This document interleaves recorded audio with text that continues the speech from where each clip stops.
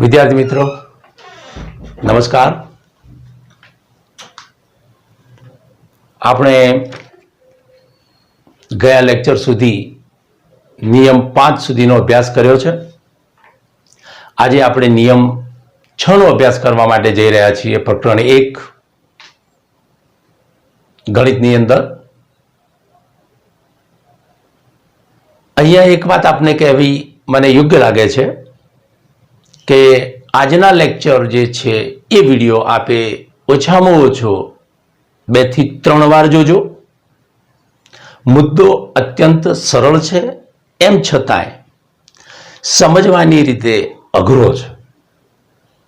વિષય વસ્તુ અત્યંત સરળ છે, પરંતુ એની અંદર આવતું જે કન્ટેન્ટ છે એ સમજવાની રીતે અઘરું છે। એટલે એને 2 થી 3 વાર આ વિડીયોને જોવા માટે અવશ્ય પ્રયત્ન કરજો, ત્યારબાદ જ આપ આ વસ્તુને સમજી શકશો। આપણે નિયમ નંબર 6 માં આ 3 મુદ્દાઓને સ્પષ્ટ કરવાનો પ્રયત્ન કરીશું। સમમેય સંખ્યા કોને કહેવી, સમમેય સંખ્યાઓનું દશાંશ નિરૂપણ કેવું હોય અને કેવી સંખ્યાઓનું દશાંશ નિરૂપણ શાંત હોય। તો આપણે એમાં સૌથી પહેલા એ સમજવાનો પ્રયત્ન કરીશું કે સમમેય સંખ્યા કોને કહેવી।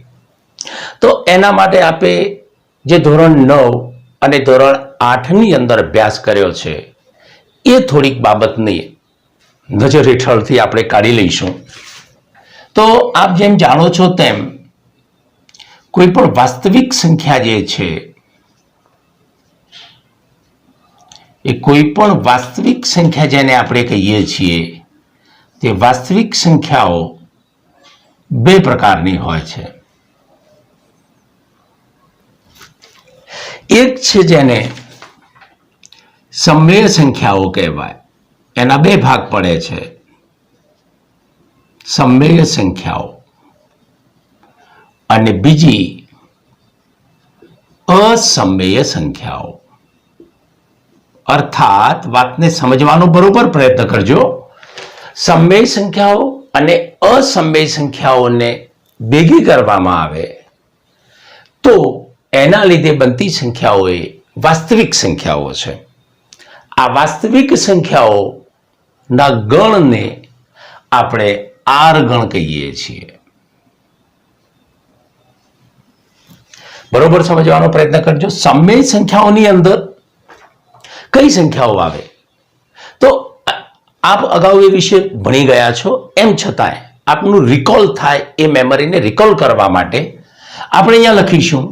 એક તો n ગણમાં જે સભ્યો આવે છે જેને આપણે પ્રાકૃતિક સંખ્યા ગણ કહીએ છીએ, પ્રાકૃતિક સંખ્યા ગણ। n ગણમાં આવતા સભ્યો W ગણ આપ જાણો છો,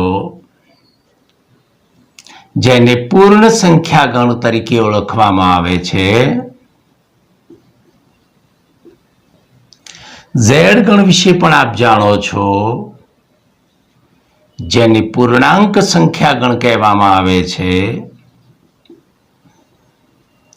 અને ચોથું Q ગણ વિશે પણ આપ જાણો છો, જેને સમમેય સંખ્યા ગણ તરીકે ઓળખવામાં આવે છે।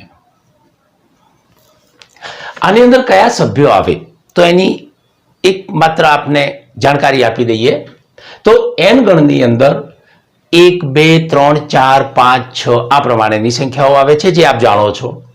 W ગણની અંદર n ગણનો સમાવેશ થઈ જાય, ઉપરાંત એની અંદર શૂન્યનો સમાવેશ થાય છે, માટે 0 1 2 3 4 5।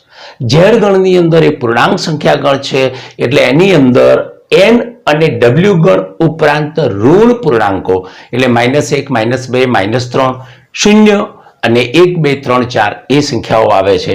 અને Q ગણની અંદર અપૂર્ણાંક સંખ્યાઓ આવે છે, ઉપરાંત n W અને Z માં આવતા બધા જ સભ્યો તો આવે જ।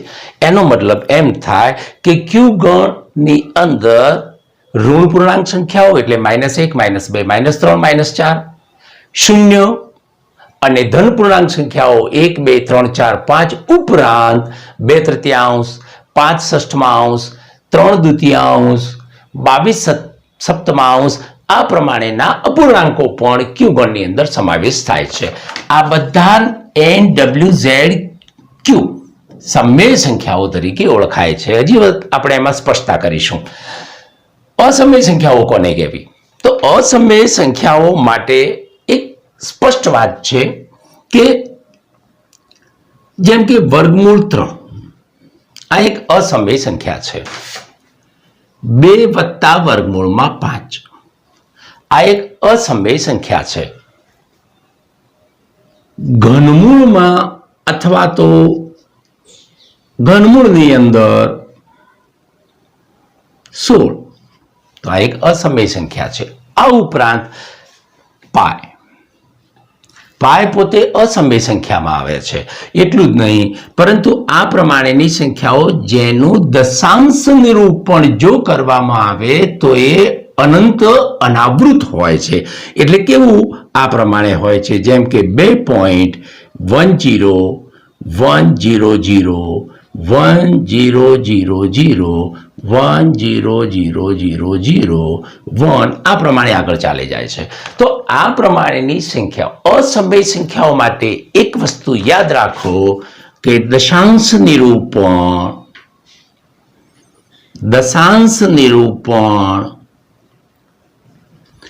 અનંત અનાવૃત હોય. જ્યારે અહીંયા કોઈ પણ સંખ્યાનું દશાંશ નિરૂપણ જેનું પણ જો મળતું હોય તો અનંત આવૃત.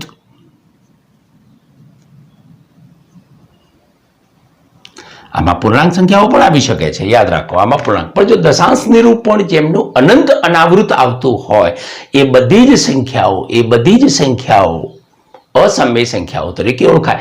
જ્યારે સમય સંખ્યા અને અસમય સંખ્યા આ બંને સંખ્યાઓને ભેગી કરવામાં આવે સંયુક્ત રીતે ત્યારે વાસ્તવિક સંખ્યા ગણ આપણને પ્રાપ્ત થાય છે.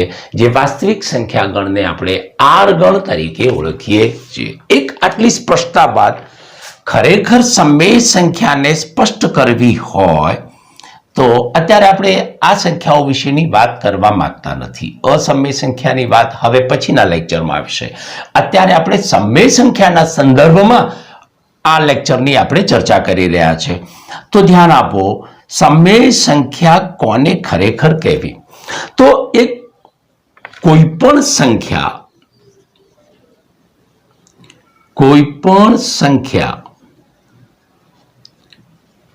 તેના P/Q સ્વરૂપમાં, ધ્યાન આપજો બરોબર, P/Q સ્વરૂપ અર્થાત આ પ્રમાણે હોઈ શકે. P/Q એટલે અંશ અને છેદ. P/Q નો મતલબ થાય 3/5 P/Q સ્વરૂપ. આ ઉપરાંત 5 માત્ર 5 તો એનું પણ P/Q સ્વરૂપ હોઈ શકે છે. 5/1 3/10 આ P/Q સ્વરૂપ. P/Q સ્વરૂપનો અર્થ થાય છે અંશ અને છેદ. તો એના P/Q સ્વરૂપમાં હોય. ધ્યાન આપીશું બરોબર. P/Q સ્વરૂપમાં હોય. ઉપરાંત P અને Q પરસ્પર અવિભાજ્ય હોય. આ પણ વાતને બરોબર સમજી લઈએ. P અને Q પરસ્પર અવિભાજ્ય હોય, અવિભાજ્ય પૂર્ણાંકો હોય. હવે આપણે આ વાતને સમજી લઈએ કે પરસ્પર અવિભાજ્ય પૂર્ણાંકો એટલે શું? તો એ વાતને બરોબર સમજો. P/Q સ્વરૂપ ક્યારે કહેવાય? P/Q સ્વરૂપ તો તમે જ્યારે 3/5 લખો છો તો આ P/Q સ્વરૂપ છે, કારણ કે 3 અને 5 પરસ્પર અવિભાજ્ય છે. પરંતુ જો તમે 18/12 લખો છો તો આ P/Q સ્વરૂપ નથી. આ પી અપોન ક્યુ સ્વરૂપ નથી. તો આનું પી અપોન ક્યુ સ્વરૂપ કરવું હોય તો શું કરી શકાય? તો આનો 6 આ પરસ્પર વિભાજ્ય છે તો આનો ભાગાકાર કરીએ. 6 તરી 18, 6 દુ 12. આ પી અપોન ક્યુ સ્વરૂપ થયું. મતલબ આ સમજવાનું છે પી અને ક્યુ પરસ્પર અવિભાજ્ય પૂર્ણાંકો હોય. જો તમે અહીંયા 18 અને 12 પરસ્પર વિભાજ્ય છે માટે પી અપોન ક્યુ સ્વરૂપ ન કહેવાય, પરંતુ 3/2 3 અને 2 પરસ્પર અવિભાજ્ય છે તો એ આ સંખ્યાનું પી અપોન ક્યુ સ્વરૂપ કહેવાય. આ સંખ્યા પોતે જ પી અપોન ક્યુ સ્વરૂપમાં છે કારણ કે અંશ અને છેદ પરસ્પર અવિભાજ્ય છે. તો પી અપોન ક્યુ પરસ્પર અવિભાજ્ય પૂર્ણાંકો હોય તો પી અપોન ક્યુ સ્વરૂપમાં લખેલી સંખ્યા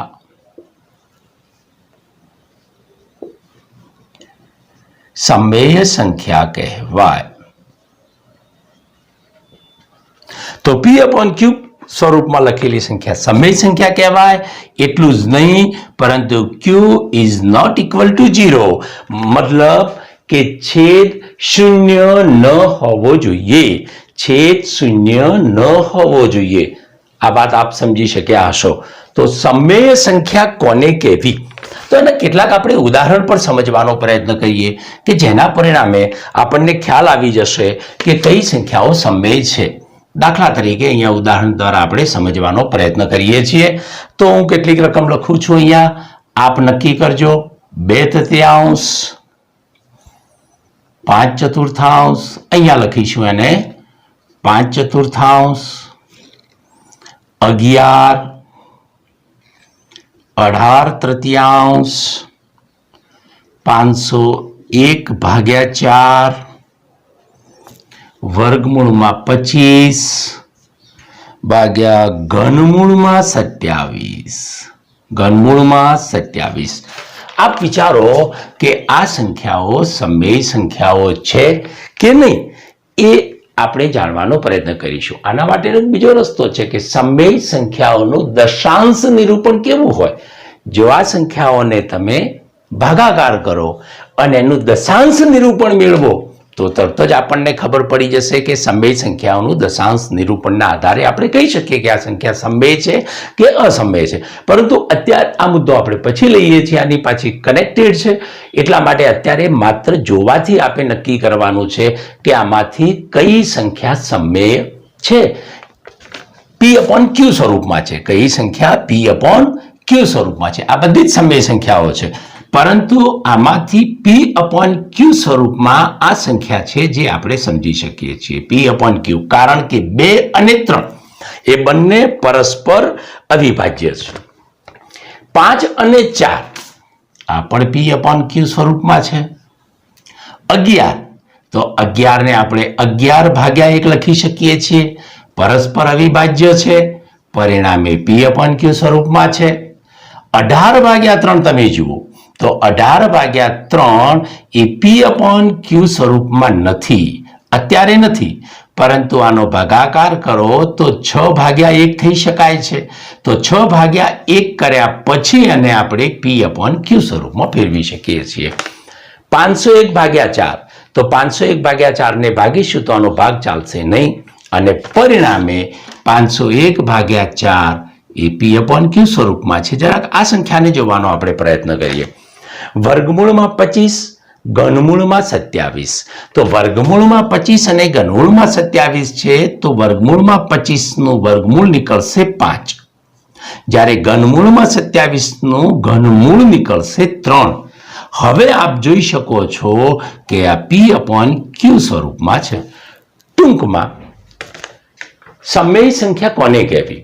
તો સમમેય સંખ્યા કોઈ પણ સંખ્યા તેના પી અપોન ક્યુ સ્વરૂપમાં અર્થાત અંશ અને છેદના સ્વરૂપમાં હોય, ઉપરાંત પી અને ક્યુ પરસ્પર અવિભાજ્ય હોય, પી અને ક્યુ પરસ્પર અવિભાજ્ય પૂર્ણાંકો હોય તો પી અપોન ક્યુ સ્વરૂપમાં લખેલી સંખ્યા સમમેય સંખ્યા કહેવાય. શરત એ છે કે ક્યુનું મૂલ્ય શૂન્ય ન હોઈ શકે. આ કેટલાક ઉદાહરણો તમને અહીંયા આપ્યા છે. એ સંખ્યાઓને આપણે ઓળખવાની છે કે આ સંખ્યાઓ સમમેય છે, પરંતુ આ સંખ્યા એના P/Q સ્વરૂપમાં છે કે નહીં, તો એની અંદરથી આપણે જોયું કે આ P/Q સ્વરૂપમાં છે, આ પણ P/Q સ્વરૂપમાં છે, આ પણ P/Q સ્વરૂપમાં છે. આ નથી, પરંતુ એને આપણે P/Q સ્વરૂપ બનાવ્યું 6/1. આ પણ P/Q સ્વરૂપમાં છે, આ પણ P/Q સ્વરૂપમાં જ છે, પરંતુ એને વધારે સ્પષ્ટ કરવા માટે આપણે 5/3 કર્યા. પરિણામે એ પણ P/Q સ્વરૂપમાં. તો P/Q સ્વરૂપમાં ક્યારે કહેવાય? તો જ્યારે અંશ અને છેદ પરસ્પર અવિભાજ્ય હોય. જો અવિભાજ્ય ન હોય તો એના છેદ ઉડાડી અને એને જ્યારે અવિભાજ્ય કરવામાં આવે, ત્યાં સુધી લઈ જવામાં આવે, ત્યારે એ સંખ્યા P/Q સ્વરૂપમાં આવી કહેવાય. ઓકે, તો સમય સંખ્યા કોને કહેવી? તો આ મુદ્દાને આપણે બરોબર સ્પષ્ટ રાખવાનો છે. n ગણ, w ગણ, z ગણ અને q ગણમાં આવતી બધી જ સંખ્યાઓ, અને જો એનું દશાંશ નિરૂપણ કરી શકાતું હોય તો એ અનંત આવૃત હોય અથવા પુનરાવર્તિત થતું હોય. તો અનંત આવૃત અથવા પુનરાવર્તિત દશાંશ કે શાંત દશાંશ, 3 પ્રકારના દશાંશ નિરૂપણ અનંત આવૃત હોય, શાંત હોય, પુનરાવર્તિત હોય. બીજા અર્થમાં કહીએ તો પુનરાવર્તિત હોય. તો આવા દશાંશ નિરૂપણ વાળી જે સંખ્યાઓ છે તેમને આપણે સમય સંખ્યાઓ કહીએ છીએ. અસમય સંખ્યાઓ એ આખી બાબત અલગ છે. આ પ્રમાણેની સંખ્યાઓ અહીંયા સ્પષ્ટ કરેલું છે કે જેનું દશાંશ નિરૂપણ અનંત અનાવૃત હોય. મતલબ આ પ્રમાણેની સંખ્યા અનંત સુધી બને જતી હોય. તો દાખલા તરીકે પાયનું મૂલ્ય અનંત સુધી છે, પુનરાવર્તિત થતા નથી. દશાંશ પછી કોઈ અંક એના પુનરાવર્તિત કોઈ ચોક્કસ ક્રમમાં થતા નથી, અને પરિણામે આવી સંખ્યાઓને અસમય કહેવામાં આવે છે. અત્યારે આપ વિડીયોને પોઝ કરી શકો છો અને આ પહેલો મુદ્દો નિયમ 6 નો સમય સંખ્યા કોને કહેવી એ અત્યારે આપ આ લખી શકો છો. ત્યારબાદ આપણે આને બીજો મુદ્દો લઈશું, સમય સંખ્યાઓનું દશાંશ નિરૂપણ કેવું હોય, જેનો સામાન્ય ખ્યાલ આપણે અહીંયા આપી દીધો છે, પરંતુ એની સ્પષ્ટતા આપણે આ બીજા મુદ્દા તરીકે કરશું. વિડીયો પોઝ કરી અને આ વિગત અત્યારે આપ લખી શકો છો.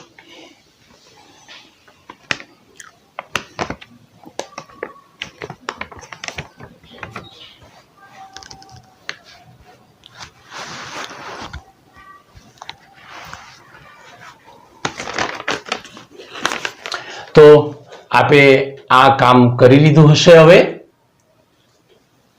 હવે આપણે આ જ મુદ્દો નિયમ નંબર 6, તો નિયમ નંબર 6 નો બીજો પેટા મુદ્દો જેને આપણે સમજવાનો અત્યારે હાલ જ પ્રયત્ન આપણે કરીશું. આપણો બીજો મુદ્દો અહીંયા છે મિત્રો કે સમય સંખ્યાઓનું દશાંશ નિરૂપણ કેવું હોય. સમય સંખ્યાઓનું દશાંશ નિરૂપણ કેવું હોય?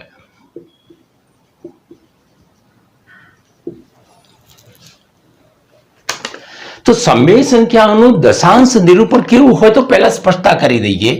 તો કેવું હોય સમય સંખ્યાઓનું દશાંશ નિરૂપણ? તો કાં તો શાંત હોય અથવા આપણે આગળ વાત કરી તેમ અનંત આવૃત હોય. શાંત હોય અથવા અનંત આવૃત હોય. જો કોઈ પણ દશાંશ સંખ્યા હોય તો એ પૂર્ણાંક પણ સમય સંખ્યાનું દશાંશ નિરૂપણ કેવું હોય તો શાંત હોઈ શકે અથવા અનંત આવૃત હોય. જરા કે એની સ્પષ્ટતા આપણે કરી લઈએ કે શાંત કોને કહેવાય. પરંતુ એ પહેલા આપણે સમજાવી દઈએ, આ પર ધ્યાનમાં રાખજો, પૂર્ણાંક સંખ્યાઓ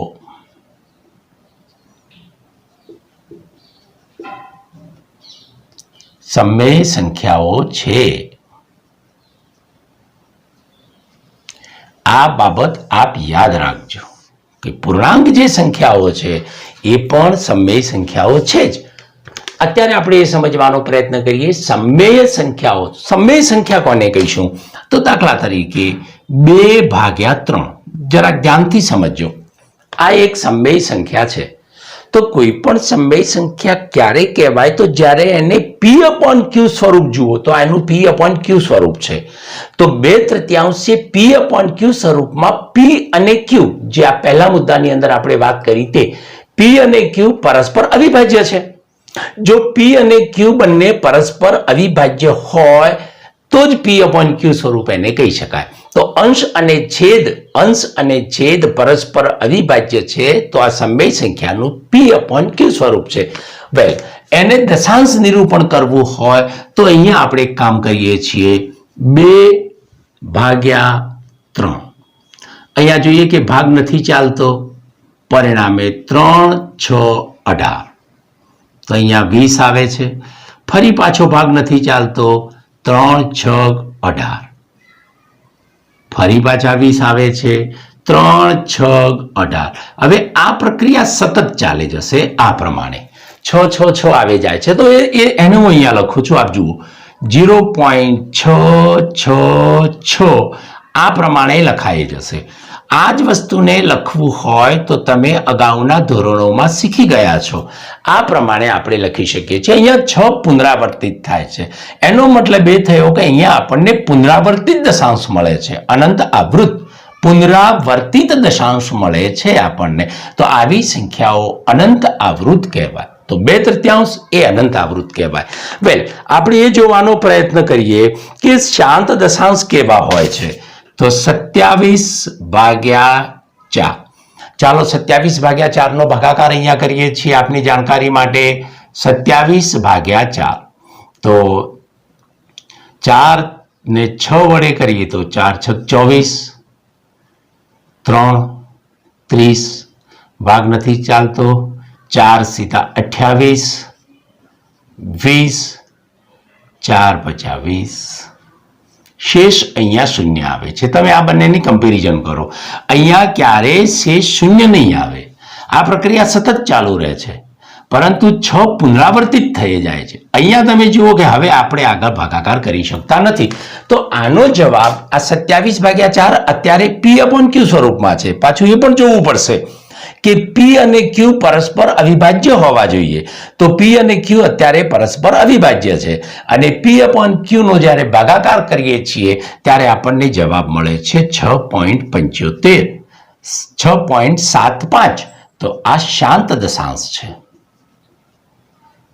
આ શાંત દશાંશ છે. જ્યારે આ પુનરાવર્તિત દશાંશ છે.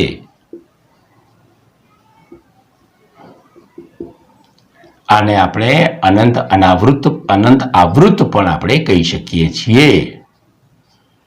તો અહીંયા આપણે સમજવાનો પ્રયત્ન કરવાનો હતો કે સમમેય સંખ્યાઓનો દશાંશ નિરૂપણ કેવું હોય. તો સમમેય સંખ્યાઓનું દશાંશ નિરૂપણ કાં તો શાંત હોય અથવા તો અનંત આવૃત હોય. શાંત દશાંશ નિરૂપણ કોને કહેવાય? તો જ્યારે આવી રકમનો તમે ભાગાકાર કરો છો p/q સ્વરૂપમાં અને શેષ ભાગાકાર કરતી વખતે શૂન્ય આવે છે તો એ શાંત દશાંશ કહેવાશે.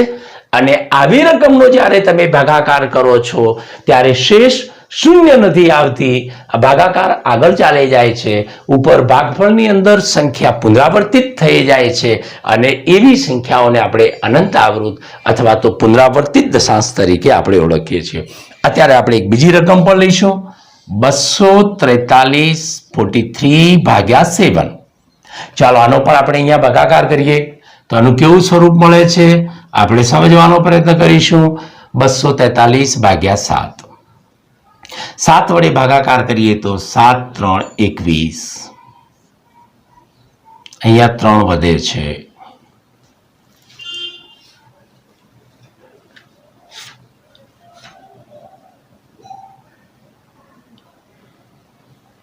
હવે આજે 33 છે, એની સાથે આપણે 7 નો ભાગાકાર કરીશું તો 7 × 28. 28 અને 33 એટલે 5 આવશે અહીંયા આપણને. અને 2 માંથી 2 જશે એટલે 0, 13 માંથી 8 ગયા તો 5. હવે આગળ કોઈ રકમ નથી એટલા માટે 0. અહીંયા મૂકીશું પોઈન્ટ અને અહીંયા ભાગ ચાલશે 7. અહીંયા આવશે 49. અહીંયા વધે છે 10. ફરીવાર 7 એકા 7. 10 માંથી 7 જાય તો અહીંયા 3 એટલે 30. ફરી ભાગ ચાલે છે આગળ 28. 7 ચોક 28. અહીંયા વધે છે 20. હજુ આગળ ભાગ ચાલશે 7 દુ 14. અહીંયા આવશે 6 60.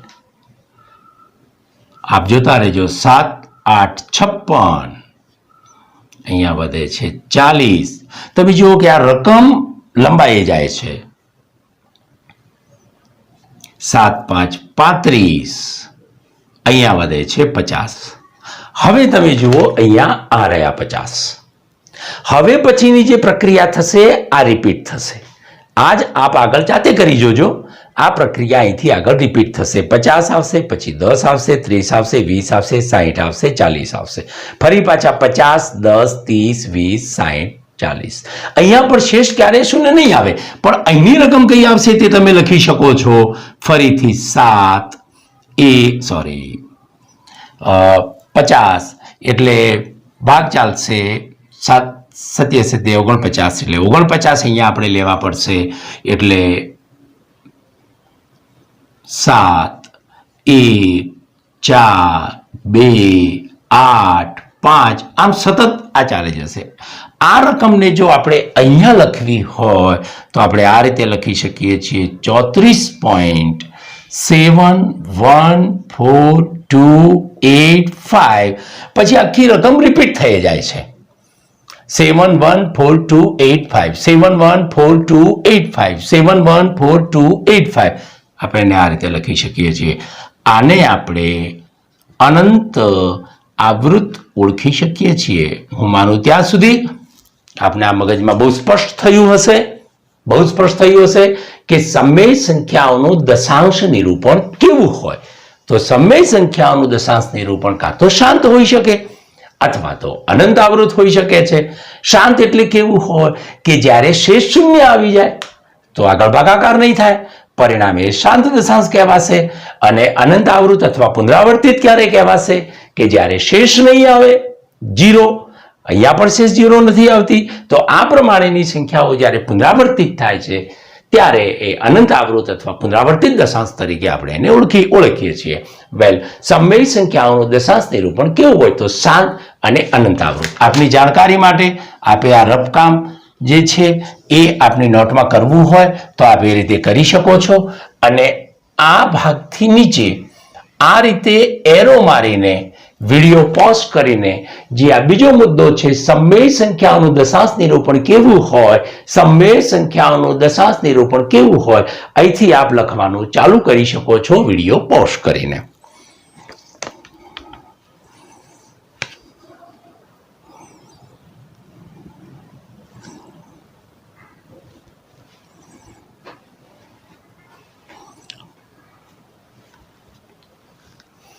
વેલ મિત્રો, તો આપે આ લખી નાખ્યું હશે.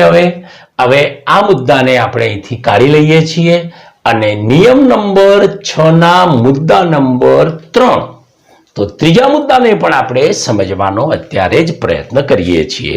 ત્રીજો મુદ્દો છે આપણો બહુ જ અગત્યનો છે અને એના આધારે પરીક્ષાની અંદર તમને દાખલાઓ પૂછાઈ શકે છે. તો હવે આ ત્રીજા મુદ્દાને બરોબર સમજવાનો આપણે પ્રયત્ન કરીશું. ત્રીજો મુદ્દો આપણો છે કેવી સમય સંખ્યાઓનું દશાંશ નિરૂપણ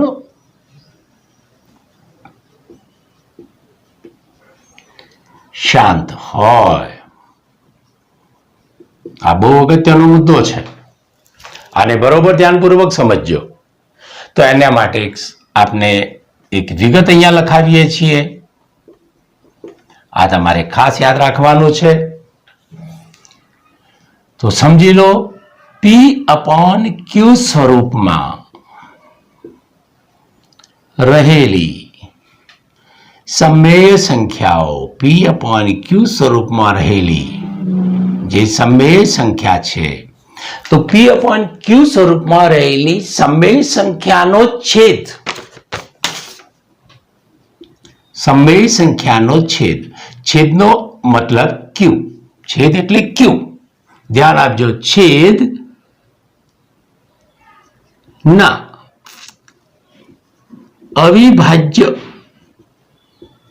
અવયવ, છેદના અવિભાજ્ય અવયવ, જો છેદના Q ના તમે અવિભાજ્ય અવયવ પાડો, એ અવિભાજ્ય અવયવ 2 અને અથવા 5 સિવાય અન્ય કોઈ પૂર્ણાંક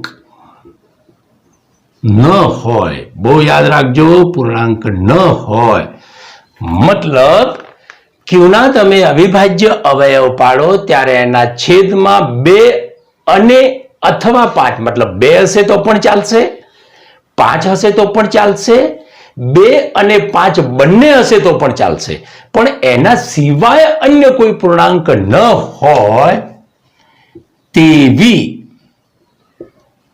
સમમેય સંખ્યાઓ, તેવી સમમેય સંખ્યાઓનું દશાંશ નિરૂપણ, તેવી સમમેય સંખ્યાઓનું દશાંશ નિરૂપણ શાંત હોય. બરોબર આને સમજવાનો આપે પ્રયત્ન કરવાનો છે. તો આને બરોબર ફરીવાર સમજીશું. P/Q સ્વરૂપમાં રહેલી સમમેય સંખ્યાઓનો છેદ એટલે Q ના અવિભાજ્ય અવયવ 2 અને અથવા 5 સિવાય અન્ય કોઈ પૂર્ણાંક ન હોવો જોઈએ છેદમાં, તેવી સમમેય સંખ્યાઓનું દશાંશ નિરૂપણ શાંત હોઈ શકે છે. એનું દશાંશ નિરૂપણ શાંત છે કે નહીં એની ખાતરી હવે પછીના નિયમમાં આપણે કરીશું, પરંતુ પહેલા એ ચેક કરવાનો આપણે અહીંયા પ્રયત્ન કરીશું કે આપણી પાસે જે રકમો છે એ કેવી રકમો હોવી જોઈએ. તો અહીંયા જોઈએ આપણે ઉદાહરણ દ્વારા એને સમજવાનો પ્રયત્ન કરીશું, તો સરળતાથી આપ એને સમજી શકશો જો ઉદાહરણ દ્વારા સમજીએ તો. ચાલો ઉદાહરણમાં આપણે પહેલી રકમ લઈએ છીએ 2/5. આપણે એમ વિચારો કે 2/5, 2/5, આ 2/5 જે છે એ એનું દશાંશ નિરૂપણ શાંત હશે કે નહીં હોય, તો આ વાંચીએ તો પણ આપણને ખબર પડી જશે. P/Q સ્વરૂપમાં રહેલી સમમેય સંખ્યા, તો ઓકે આ P/Q સ્વરૂપમાં રહેલી છે, એનો છેદ Q, તો છેદ 5 છે, ના અવિભાજ્ય અવયવ, તો આના અવિભાજ્ય અવયવ 5 અને 1 પડશે. 2 અને અથવા 5 સિવાય અન્ય કોઈ પૂર્ણાંક ન હોય તો 5 છે, તો 5 છે ને અન્ય કોઈ પૂર્ણાંક છે નહીં તેવી સમમેય સંખ્યાનું દશાંશ નિરૂપણ શાંત હોય. તો આ સંખ્યાનું દશાંશ નિરૂપણ, આ સંખ્યાનું દશાંશ નિરૂપણ શાંત હોય, એને દશાંશ નિરૂપણ ભાગાકાર કર્યા સિવાય આપણે સમજવાનો પ્રયત્ન કરીએ છીએ. ચાલો એક બીજી રકમ અહીંયા લઈએ છીએ 7/2. ફરીવાર પાછો આ નિયમનો આપણે ઉપયોગ કરો. P/Q સ્વરૂપ તો પરસ્પર અવિભાજ્ય હોવા જોઈએ. P/Q સ્વરૂપ ત્યારે કહેવાશે તો પરસ્પર અવિભાજ્ય છે, અંશ અને છેદ. છેદ Q ના અવયવ જો પાડવામાં આવે તો અહીંયા કોઈ અવયવ અત્યારે પડતા નથી. છેદમાં 2 અને અથવા 5, તો 2 છે, 5 નથી પણ 2 તો છે જ, સિવાય અન્ય કોઈ પૂર્ણાંક ન હોય તો ઓકે, અન્ય કોઈ પૂર્ણાંક નથી તેવી સમમેય સંખ્યાનું દશાંશ નિરૂપણ શાંત હોય. તો આના માટે પણ આપણે લખી શકીએ કે દશાંશ નિરૂપણ શાંત હશે. ચાલો એક ત્રીજી રકમ લઈને આપણે સમજવાનો પ્રયત્ન કરીએ છીએ 24/18. P/Q સ્વરૂપમાં રહેલી સમમેય સંખ્યા, તો પહેલા એ જુઓ કે આ સમમેય સંખ્યા P/Q સ્વરૂપમાં નથી, તો P/Q સ્વરૂપની અંદર આ સમમેય સંખ્યાને આપણે લાવવી પડશે. તો P/Q સ્વરૂપમાં લાવીએ, આ એનું P/Q સ્વરૂપ થયું. 6 વડે ભાગાકાર થાય છે, 6 ચોક 24 અને 6 તરી 18. હવે આનો છેદ જોઈએ આપણે નિયમ પ્રમાણે. છેદ Q, ક્યુ કેવો હોવો જોઈએ એના અવિભાજ્ય અવયવો પાડીએ તો 3 પોતે જ છે. 2 અને અથવા 5 સિવાય અન્ય કોઈ પૂર્ણાંક ન હોય તો અહીંયા તો 2 પણ નથી, 5 પણ નથી અને પાછો અન્ય પૂર્ણાંક છે. તો આ સંજોગોમાં દશાંશ નિરૂપણ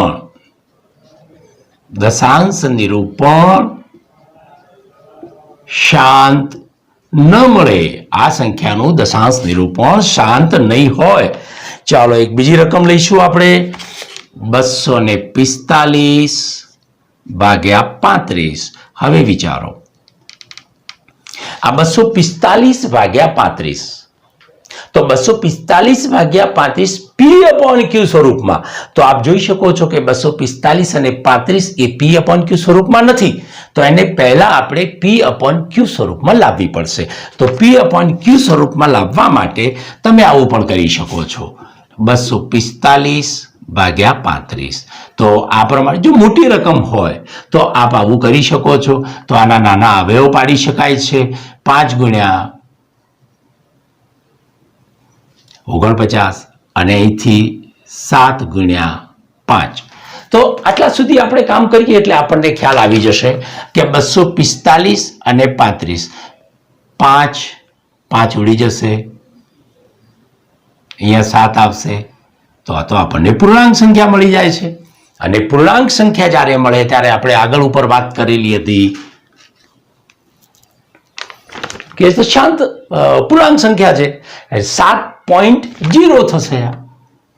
આ 7.0 થશે. તો 245 ભાગ્યા 35 બરાબર 7 આપણને મળે છે. તો આ પૂર્ણાંક સંખ્યા આપણને મળે છે. અહીંયા એ પ્રશ્ન જ ઉપસ્થિત થતો નથી વિચારવાનો, કારણ કે પી અપોન ક્યુ સ્વરૂપમાં અહીંયા છેદમાં 1 આપણને પ્રાપ્ત થશે અને પરિણામે અહીંયા આપણને પૂર્ણાંક સંખ્યા મળશે. તો દશાંશ નિરૂપણ પૂર્ણાંક સંખ્યાઓ માટે શાંત છે કે અનંત આવૃત છે એ વિચારવા. તો હવે આપણે એક નવી રકમ લઈએ છીએ અને નંબર 5, અને એ રકમ લઈશું આપણે 72 ભાગ્યા 50, 72 ભાગ્યા 50. તો હવે આને આપણે સમજવાનો પ્રયત્ન કરીએ કે આ પી અપોન ક્યુ સ્વરૂપમાં નથી. તો પહેલા આપણે એને પી અપોન ક્યુ સ્વરૂપમાં લાવવાનો પ્રયત્ન કરીશું. 72 ભાગ્યા 50, અહીંયા આપ સમજી શકો છો 36 ગુણ્યા 2 અને 50, 25 ગુણ્યા 2. હજુ સુધી આપ જોઈ શકો છો કે 36ના અવયવ પડી શકે છે. તો 36 25ના પણ અવયવ પડી શકે છે. તો 6 ગુણ્યા 6, જ્યારે આના અવયવ લઈએ તો 5 ગુણ્યા 5. તમે અહીંયા જોઈ શકો છો છેદમાં 36 ભાગ્યા 25 બરાબર 36 ભાગ્યા 5 ગુણ્યા 5. હવે આપણી શરતને આપણે જોઈએ. પી અપોન ક્યુ સ્વરૂપમાં રહેલી સંખ્યા, પી અપોન ક્યુ સ્વરૂપમાં રહેલી સંખ્યા, સમય સંખ્યાનો છેદ ક્યુ ના અવિભાજ્ય અવયવ, છેદ ક્યુ ના અવિભાજ્ય અવયવ 2 હોય, 5 હોય. તો અહીંયા 5 છે, 2 નથી પણ 5 છે, એટલે 2 અને અથવા 5 સિવાય અન્ય કોઈ પૂર્ણાંક ન હોય. તો અન્ય કોઈ પૂર્ણાંક અહીંયા નથી આવતો. આનો મતલબ એમ થાય કે આ સંખ્યાનું દશાંશ નિરૂપણ શાંત મળે. આ સંખ્યાનું દશાંશ નિરૂપણ શાંત મળે. ચાલો હજુ પણ આપણે એક રકમ લઈશું. 13 ભાગ્યા 100. પી અપોન ક્યુ સ્વરૂપમાં તો આ પી અપોન ક્યુ સ્વરૂપ છે. છેદના અવિભાજ્ય અવયવ, છેદના અવિભાજ્ય અવયવ છેદ. તો 100 ના આપણે અવિભાજ્ય અવયવ લઈશું. 2 ગુણ્યા 5 ગુણ્યા 2 ગુણ્યા 5. અહીંયા આપ જોઈ શકો છો કે છેદના અવિભાજ્ય અવયવમાં 2 પણ છે, 5 પણ છે. આપણી શરતમાં આવે છે 2 અને અથવા 5. 2 હોય તો પણ ચાલે માત્ર, 5 હોય તો પણ ચાલે માત્ર. 2 અને 5 બંને હશે તો પણ ચાલશે. આના સિવાયની કોઈ રકમ ન હોવી જોઈએ છેદમાં. તો આનો મતલબ એમ થશે કે આ સંખ્યાનું દશાંશ નિરૂપણ શાંત મળી શકે છે. અને આપે જો આની ખાતરી કરવી હોય તો બહુ સરળતાથી કરી શકાય છે. જુઓ 13 ભાગ્યા 100 બરાબર 0.13. આ દશાંશ નિરૂપણ થઈ ગયું કહેવાય. તો દશાંશ નિરૂપણ એનું શાંત આપણને મળે છે, પણ આપણે સમજી શકીએ છીએ આ વાતને. વેલ, તો બીજો મુદ્દો આપણો ક્લિયર થાય છે. અહીંયા ત્રીજો મુદ્દો કે કેવી સમય સંખ્યાઓનું દશાંશ નિરૂપણ શાંત હોય. તો બહુ સ્પષ્ટ કરો મગજમાં કે જે સંખ્યાઓ સમય સંખ્યાઓ p/q સ્વરૂપમાં રહેલી હોય, પરંતુ એમાં q એટલે છેદ, છેદના અવિભાજ્ય અવયવોમાં માત્ર 2 હોય, માત્ર 5 હોય કે માત્ર 2 અને 5 હોય, એવી જ રકમ જો આવતી હોય તો એવી સંખ્યાઓનું દશાંશ નિરૂપણ શાંત મળે છે. હવે પછીના મુદ્દામાં આપણે એ સમજવાનો પ્રયત્ન કરીશું કે જો આ સંખ્યાઓનું દશાંશ નિરૂપણ શાંત મળતું હોય તો કેવી રીતે મેળવી શકાય, તો એનું દશાંશ નિરૂપણ શું હોઈ શકે છે એ મેળવવાની પદ્ધતિ એ પણ પરીક્ષા માટે આ મુદ્દાની જેમ જ અગત્યનો મુદ્દો છે. માટે અત્યારે આપ આ લખાણ વિડીયો પોઝ કરો અને આ લખાણ આપની નોટની અંદર આપે લખી રહેવાનું રહેશે નિયમની નોટમાં.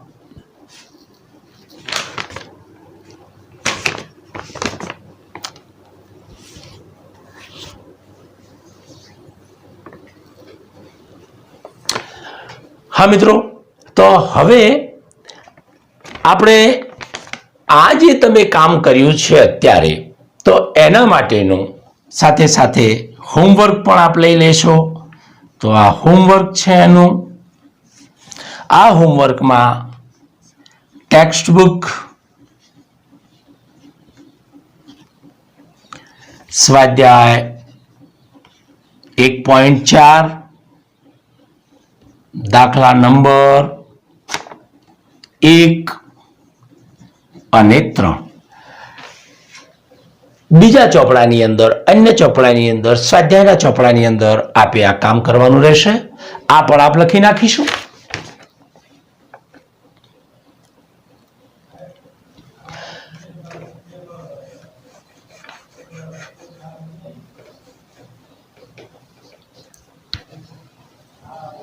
હવે આપણે નિયમ નંબર 7 સમજવાનો પ્રયત્ન કરીશું, જે આના ઉપર નિયમ નંબર 6 ઉપર આધારિત છે અને એના વિશે પરીક્ષામાં પણ પૂછાય છે. માટે બરોબર ધ્યાનપૂર્વક એને સમજવાનો પ્રયત્ન કરીશું. અત્યારે આપણે એ સમજવાનો પ્રયત્ન કર્યો છે કે કેવી સમય સંખ્યાઓનું દશાંશ સ્વરૂપ આપણને શાંત પ્રાપ્ત થાય છે. હવે આપણે એવી સંખ્યાઓ અહીંયા ઉદાહરણ તરીકે લઈશું કે જેમનું દશાંશ સ્વરૂપ આપણને શાંત પ્રાપ્ત થાય છે. તો પછી એ દશાંશ સ્વરૂપ મેળવવાની હવે આપણે વાત કરવાની છે. આ મેળવવાની વાત છે એ નિયમ નંબર 7 પ્રમાણે આપણે કરીશું. તો નિયમ નંબર 7 અહીંયા લખવામાં આવે છે, એને પહેલા બરોબર વાંચી અને સમજવાનો પ્રયત્ન કરજો. જે સમય સંખ્યાઓનું દશાંશ નિરૂપણ જે સમય સંખ્યાઓનું દશાંશ નિરૂપણ શાંત હોય, દશાંશ નિરૂપણ શાંત હોય તેમનું દશાંશ નિરૂપણ મેળવવું. બરોબર ધ્યાનથી સમજજો. આગળ ઉપર આપણે એક વસ્તુ એમ સમજ્યા હતા કે કઈ સમય સંખ્યાઓનું દશાંશ નિરૂપણ શાંત હોય અને કઈ સમય સંખ્યાઓનું દશાંશ નિરૂપણ શાંત ન હોય. જે સમય સંખ્યાના છેદમાં અવિભાજ્ય અવયવ 2 અને અથવા 5 હોય એનું દશાંશ નિરૂપણ શાંત હોઈ શકે છે, અને જે સમય સંખ્યાઓના છેદના અવિભાજ્ય અવયવોમાં 2 અને 5 અથવા 5 સિવાય અન્ય કોઈ પણ સંખ્યા આવતી હોય તો એનું દશાંશ નિરૂપણ આપણને શાંત નહીં મળે. આ બહુ સ્પષ્ટ વાત છે. તો હવે આપણે એ જાણવાનો પ્રયત્ન કરીશું કે જે સમય સંખ્યાઓ શાંત છે, જેનું દશાંશ નિરૂપણ શાંત છે, એમનું દશાંશ નિરૂપણ મેળવી કેવી રીતે શકાય, એટલે કેવી રીતે એનું દશાંશ પ્રાપ્ત કરી શકાય. અહીંયા પણ આપણે એક વસ્તુ યાદ રાખવાની છે અને આને બરોબર સમજવાની છે, માટે એને આપણે અલગથી લખીએ છીએ. એ ધ્યાન આપજો. P/Q સ્વરૂપમાં રહેલી સમય સંખ્યા P/Q સ્વરૂપમાં રહેલી સમય સંખ્યામાં Qના અવિભાજ્ય અવયવો, Qના અવિભાજ્ય અવયવો, ધ્યાન આપીશું. Qના અવિભાજ્ય અવયવો 2 m ઘાત ગુણ્યા 5 નો n ઘાત. આ વાતને બરોબર સમજવાનું છે. માં m બરાબર n કરવામાં આવે, m બરાબર n કરવામાં આવે તો તે સમય સંખ્યાનું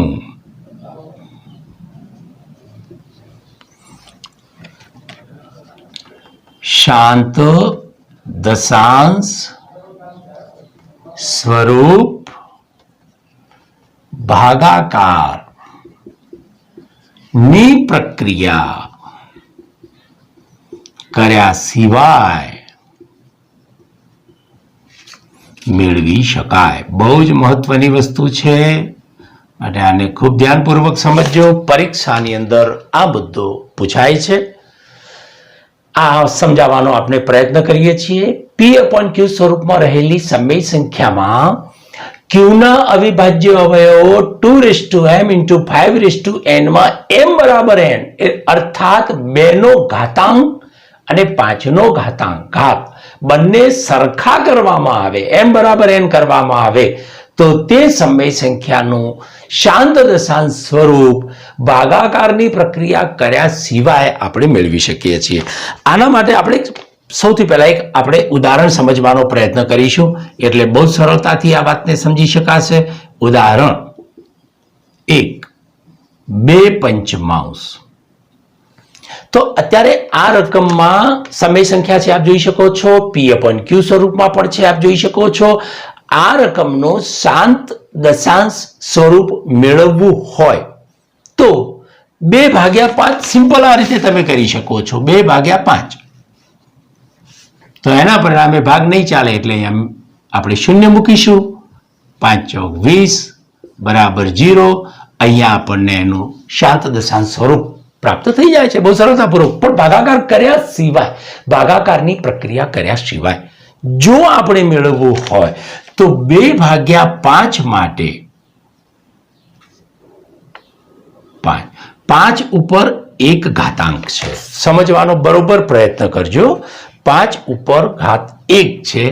આપણે શું કરીશું, અહીંયા 2 નથી તો એ સંજોગોમાં આપણે 2 નો પણ એક ઘાત લઈ લઈશું. અહીંયા તમે જુઓ 2m × 5n, તો 2m × 5n માં m બરાબર n, 5 નો ઘાતાંક 1 છે. અહીંયા 2 નહોતા તો આપણે મૂક્યા છે અહીંયા 2, તો 2 નો ઘાતાંક પણ આપણે એક જ અહીંયા રાખીશું. 5 નો ઘાતાંક 1 છે તો 2 નો ઘાતાંક આપણે મૂક્યો છે. અહીંયા પણ એ જ પ્રમાણે વધારામાં 2 નો એક ઘાતાંક મૂકીશું. પરિણામે 2/5 ગુણ્યા 2/2 બરાબર 2 × 4/10 બરાબર 4/10 એટલે 0.4, જે આપ અહીંયા જોઈ શકો છો. તો આ એનું શાંત દશાંશ સ્વરૂપ આવ્યું. આ પ્રક્રિયા આપે જાતે કરતા શીખવાની રહેશે. એક બીજું ઉદાહરણ લઈએ એટલે આપણને ખ્યાલ આવશે. એની અંદર રકમ લઈશું આપણે 7/2. અગાઉની રકમો જ આપણે લઈએ છીએ. આ P/Q સ્વરૂપમાં છે. આનું શાંત દશાંશ સ્વરૂપ આપણે ભાગાકારની પ્રક્રિયા કર્યા સિવાય મેળવવું છે. તો એનો ક્યુના અવિભાજ્ય અવયવો જોઈએ. તો ક્યુના અવિભાજ્ય અવયવમાં માત્ર 2 છે, માત્ર 2 છે અહીંયા. તો એના પરિણામે આપણે એક કામ કરીશું, અહીંયા આપણને 2નો 1 ઘાત મળે છે, તો આપણે અહીંયા 5નો પણ 1 ઘાત લઈ લઈએ. અહીંયા 2નો m ઘાત ગુણ્યા 5નો n ઘાત, 2નો m ઘાત 5નો n ઘાત, બંને સરખા, m બરાબર n. અહીંયા 1 ઘાત છે તો અહીંયા આપણે હવે આ વધારાના 1 મૂક્યા છે તો અહીંયા આપણે 1 મૂકીશું, બરાબર 7. 2નો 1 ઘાત એટલે 2 ગુણ્યા 5, 5નો 1 ઘાત એટલે 5, બરાબર 35 ભાગ્યા 10 બરાબર 3.5. આપ જોઈ શકો છો કે ભાગાકારની પ્રક્રિયા કર્યા સિવાય 7/2 દશાંશ નિરૂપણ આપણને 3.5 પ્રાપ્ત થાય છે. અહીંયા જોઈએ, આ રકમ છે આપણી પાસે 24/18. આ P/Q સ્વરૂપમાં નથી, તો પહેલા આપણે એને P/Q સ્વરૂપમાં લાવીશું. તો 4/3. હવે અહીંયા જુઓ, આપણી કન્ડિશન કઈ છે, શરત કઈ છે, 2 અને અથવા 5 હોવા જોઈએ Q તરીકે, અવયવ તરીકે. તો અહીંયા તમે જોઈ શકો છો કે 2 નથી, 5 નથી, પણ 3 છે. આનો મતલબ એમ થાય કે આ રકમનું શાંત દશાંશ સ્વરૂપ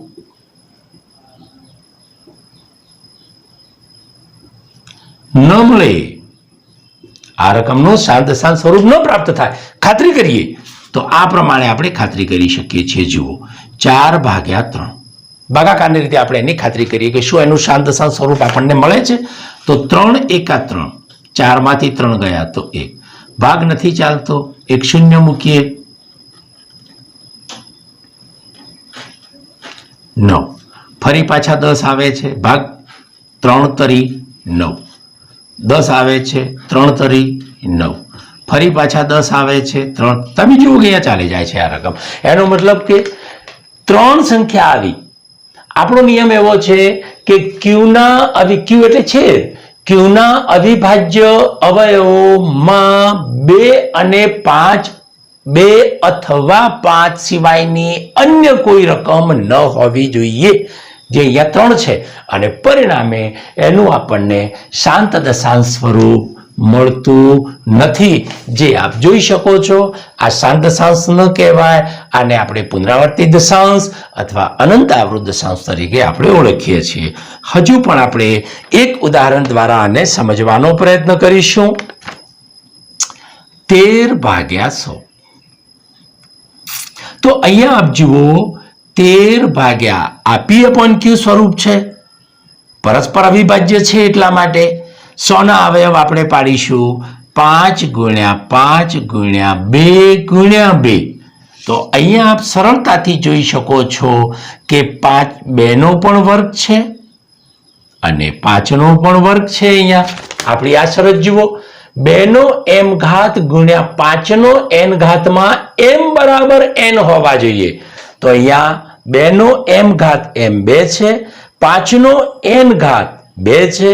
આનો મતલબ એમ થાય કે આ પણ 2 છે, આ પણ 2 છે, એટલે m બરાબર n છે જ. તો આ સંજોગોમાં આ રકમ આપણને 4 ગુણ્યા 25 બરાબર 13/100 બરાબર 0.13. આ એનું દશાંશ સ્વરૂપ થઈ જાય. એ અહીંયા ડાયરેક્ટ કરી શકીએ છીએ.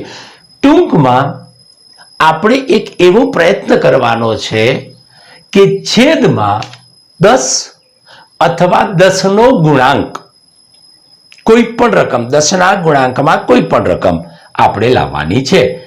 તો 10, જો અહીંયા 10 આપણે લાવ્યા છીએ, અહીંયા 10 લાવ્યા છે, અહીંયા ઓલરેડી 100 છે જ. તો 10 અથવા 10 ના ગુણાંકમાં ત્યારે જ આવે કે જ્યારે 2m × 5n માં m બરાબર n કરવામાં આવે.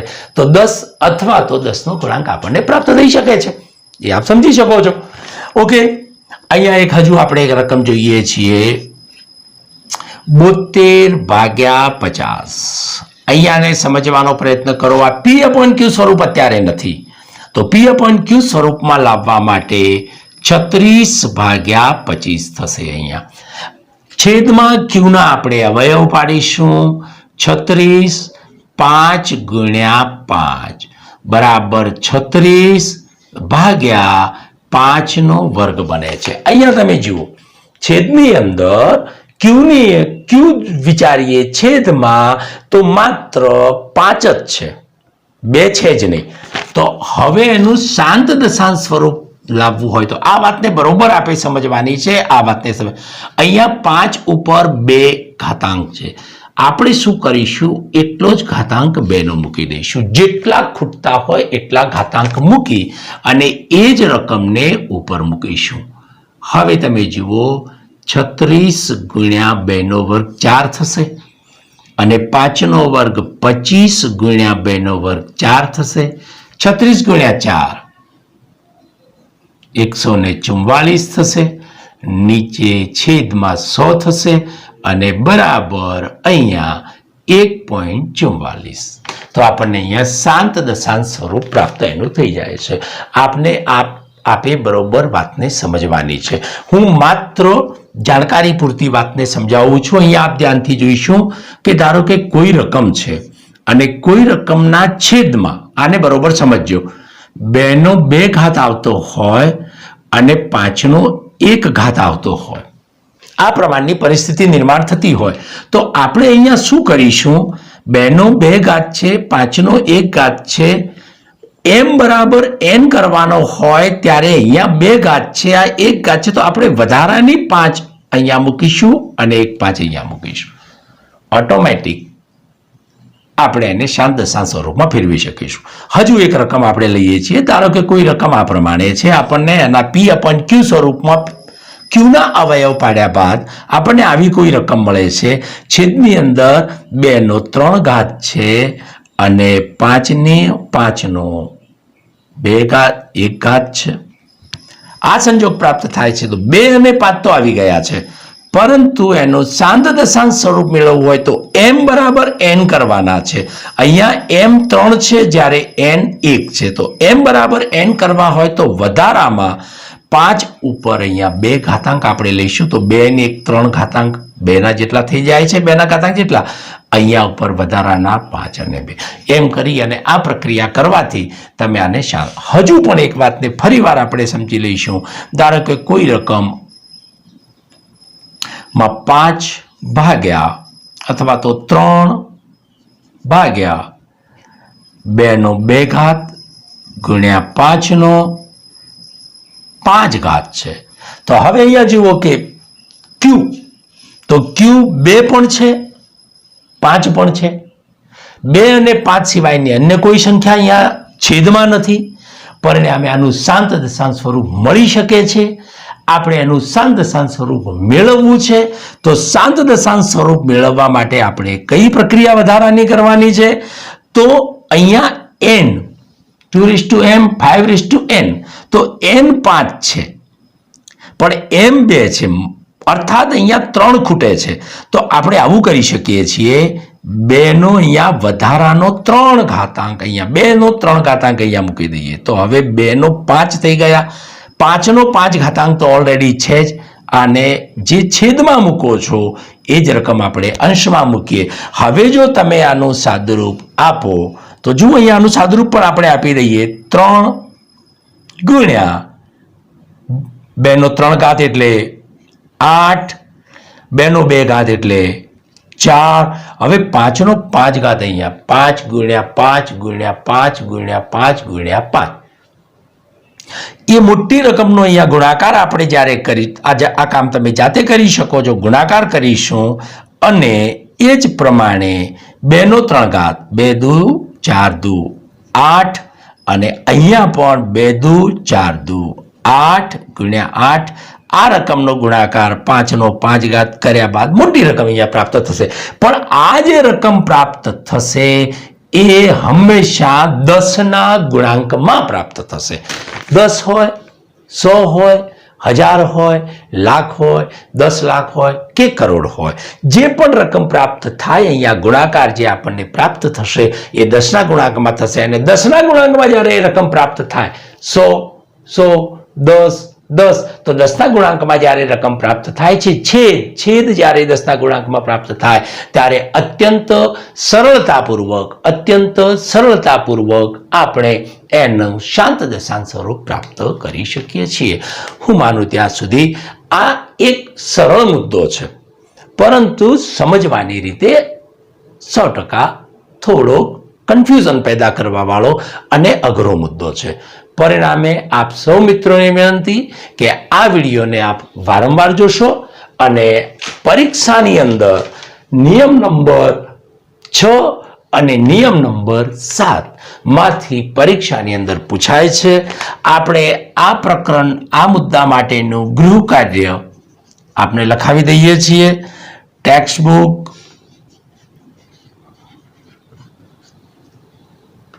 સ્વાધ્યાય 1.4 અને દાખલા નંબર 2 આ આપે સ્વાધ્યાયની નોટમાં ગણવાનો છે.